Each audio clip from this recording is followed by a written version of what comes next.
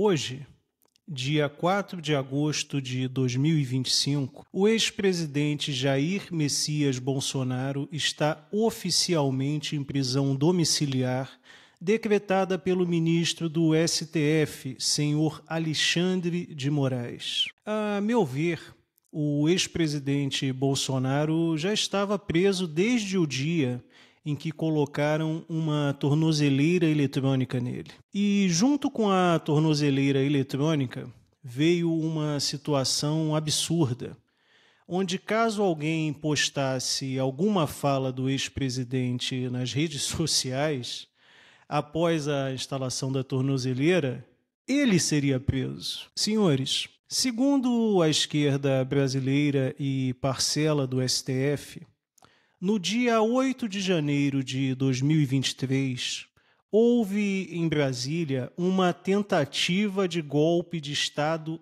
armado. E caso realmente houvesse acontecido um evento dessa magnitude, qual seria a justificativa para o então ministro da Justiça, senhor Flávio Dino, não ter preservado as imagens de segurança dos prédios públicos que foram invadidos? Parece que estamos vivendo em uma realidade paralela, onde criou-se um procedimento judicial onde indivíduos que não têm foro privilegiado são julgados na última instância, no STF, sem que tenham a quem recorrer.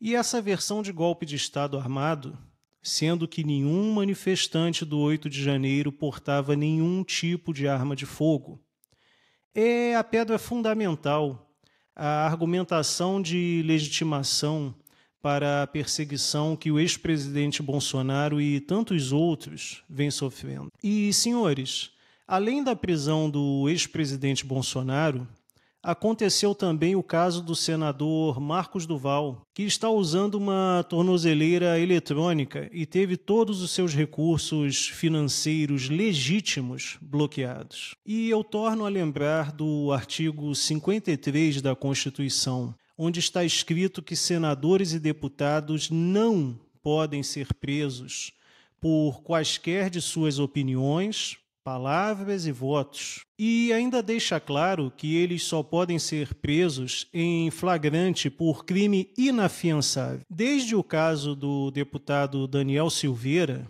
que hoje está preso e com graves problemas em seu joelho, demandando atendimento médico, o direito de livre expressão dos deputados e senadores não é mais que uma fantasia. Ali criaram-se algumas aberrações jurídicas, como a expansão extramuros dos domínios do STF, o flagrante perpétuo e, por fim, a morte da liberdade de expressão dos parlamentares. E parcela do legislativo se acovardou, não fez nada. E assim como não existe dinheiro sem dono, não existe poder sem alguém que o exerça. Senhores, até em caso de estado de sítio, deputados e senadores conservam suas imunidades, conforme está escrito no artigo 53, parágrafo 8 da Constituição. Sendo assim, parece que nós estamos vivendo uma realidade jurídica bem mais grave que um estado de sítio. E, senhores, se decretado um estado de sítio, alguns direitos fundamentais são suspensos. Porém, mesmo neste cenário, os congressistas, os parlamentares mantêm suas prerrogativas. Logo, se mesmo em estado de sítio as prerrogativas dos deputados e senadores são mantidas e atualmente tais prerrogativas têm sido postas em xeque, o que nós, enquanto sociedade, estamos vivendo juridicamente? Senhores, lá atrás, quando a situação do deputado Daniel Silveira foi ignorada por boa parcela dos congressistas, ignorou-se que a tendência do poder ilimitado é tomar os espaços vazios. E hoje, só quem poderia colocar um freio nas ações do ministro senhor Alexandre de Moraes é o Senado. E eu lembro que em 2022, A configuração do Senado era de 13 senadores apoiadores do ex-presidente Bolsonaro e 9 senadores apoiadores do presidente Lula. Logo, senhores, ou alguns senadores que se diziam apoiadores do ex-presidente Bolsonaro mentiram, ou então alguma força desconhecida do povo está obrigando o Senado a ficar inerte diante dos avanços de parcela do STF. E agora, com a investida do STF, sustentada pela narrativa de um golpe de Estado armado sem armas, sem liderança, que teria sido tentado por mulheres idosas, doentes, com mais de 70 anos, crianças, moradores de rua e muitos indivíduos de meia idade e sem nenhum tipo de treinamento marcial ou militar. Será que o Senado vai continuar inerte? A morte do Clezão, a prisão de idosas, de mulheres, de gente sem nenhuma condenação criminal, não foram suficientes para sensibilizar boa parcela dos nossos senadores a agir e colocar em votação o impedimento do ministro senhor Alexandre de Moraes. Será que agora, com a ação do ministro senhor Alexandre de Moraes atingindo diretamente o senador Marcos Duval, os demais senadores irão se mexer e cumprir com suas obrigações constitucionais? Senhores, na Lei 1079, no artigo 39, estão previstos os crimes de responsabilidade dos ministros do STF. E entre eles está o de exercer atividades político-partidária e o de proceder de modo incompatível com a honra, dignidade e decoro de suas funções. E eu pergunto aos senhores, quando um ministro do STF diz que derrotou uma corrente política, ele pode ser enquadrado no artigo 39 da Lei 1079? Quando um ministro faz um gesto obsceno para o povo, ele está ferindo o decoro de suas funções? Mas vale lembrar que estamos no Brasil do governo Lula-PT, no governo dos juízes, e a lei é interpretada de acordo com a conivência dos poderosos. Com a conveniência, melhor dizendo. Quando o ministro senhor Barroso diz perdeu mané para um brasileiro pagador de impostos qualquer, é irritação momentânea. Quando o ministro senhor Alexandre de Moraes faz um gesto obsceno para o povo que o vaiava, é um ato impulsivo. Quando o presidente Lula diz algumas das asneiras que ele costuma dizer, é gafe. Mas se o ex-presidente Bolsonaro, andando de jet ski no mar, observa uma baleia que está em seu habitat natural, é importunação de baleia. E aí tem processo, fazem uma busca para conseguir o depoimento da baleia, entre outras coisas. E a realidade é bem clara. O governo dos Estados Unidos já reconhece que existe na Suprema Corte Brasileira um elemento que está ferindo as garantias constitucionais. O mundo já reconhece que o governo Lula-PT é um aliado de ditaduras mundo afora.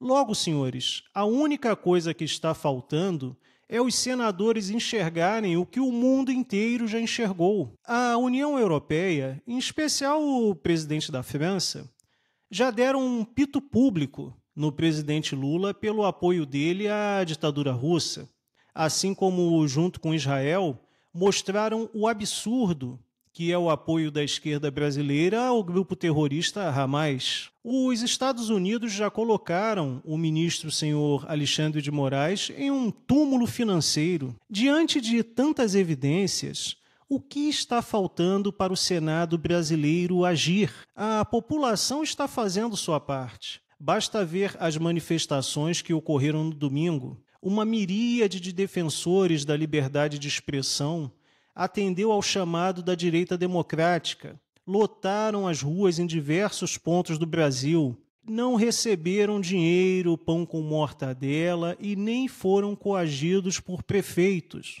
Lá estavam, voluntariamente, os indivíduos foram para as ruas e deixaram clara a insatisfação popular com o governo Lula-PT e com parcela do STF. Mas, mesmo sendo uma insatisfação popular, o ministro, senhor Alexandre de Moraes, ao decretar a prisão domiciliar do ex-presidente Bolsonaro, descreveu os atos Brasil afora como um ataque orquestrado ao STF. E eu não consigo compreender qual a dificuldade da esquerda brasileira e de parcela do STF entenderem que a maior parcela do povo brasileiro, o povo que produz, que trabalha, que empreende, que paga as contas, simplesmente não quer mais o governo Lula-PT, as pautas identitárias, o excesso de impostos e, principalmente, a permanência do ministro senhor Alexandre de Moraes no STF. O que me parece é que na cabeça de alguns ministros e de alguns políticos, ao sentarem em suas respectivas cadeiras de poder, lá permanecerão para sempre. Claramente ignoram que estão em uma função pública e não são a função pública. E como qualquer concessão dada pelo povo a algum indivíduo que exerça uma função pública, pode acontecer de o povo perceber que o ocupante de uma determinada função deve ser trocado. O que existe de antidemocrático nisso? E quando tudo isso acabar e o povo de bem vencer, e eu creio que vencerão, será urgente uma reformulação da forma e tempo de permanência dos futuros ministros nas cadeiras do STF. E o presidente Bolsonaro não precisa se preocupar com o seu silêncio forçado, pois existe uma parcela gigantesca e majoritária do Brasil que reproduz e defende suas ideias de defesa da liberdade, da propriedade privada, da família e dos valores cristãos. Lembrando Hayek, a esquerda está destinada ao fracasso, assim como a parcela do STF que busca editar a livre expressão dos indivíduos.